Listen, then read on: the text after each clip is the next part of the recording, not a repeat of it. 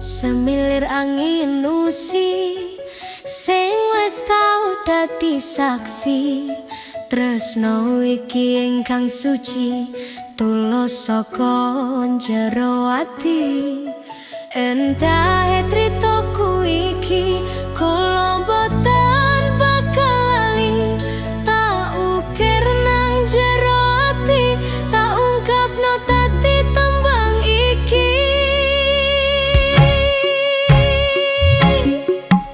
Nadyan saiki wis rampung sanalika tanpa tembung, ora merga wis ra gandrung ning kahanan sing randukung.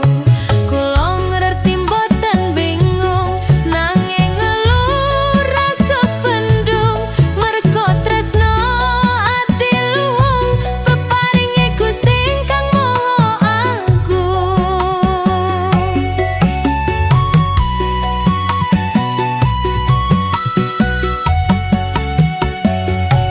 Nggih sampun cukup sayangku, tak rampungi lelakonku.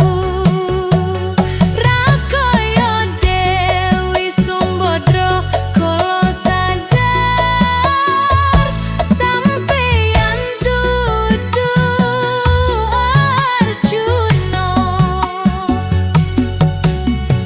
Tak seleno kabeh hati iki, pripun maneh semesta ra merestui. Tak cemplungno rasa tresno iki ben kekowo miline Bengawan Lusi. Pun boten kula sesali, pun tak trimo takdir niki. Kersane kula lampahi nurut widyaning Gusti.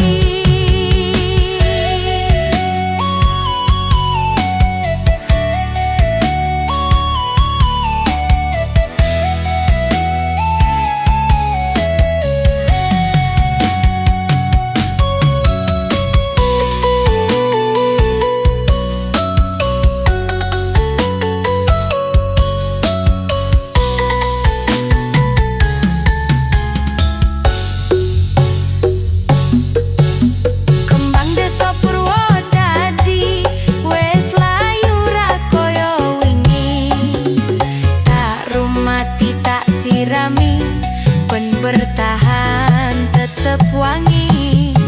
Awan sore rino wengi tak busa kenangan iki, nanging tetep ngangeni, tetep bekas nang jero ati.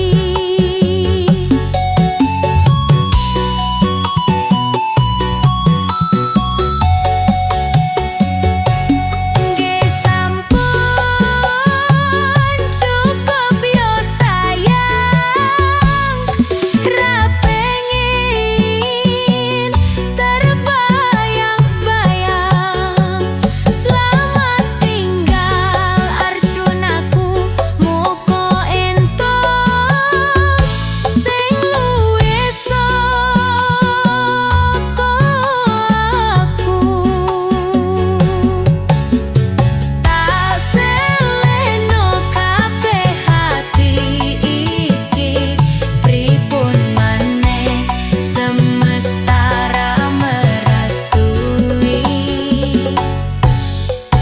Tak cemplungno rasa tresno iki ben kekowo miline Bengawan Lusi. Mumpun boten kula sesali, pun tak trimo takdir niki. Kersane kula lampahi nurut widyaning Gusti. Kudus nemak terus grobogan, ben penak ojo kepeksan. Temanggung udane deres wis ram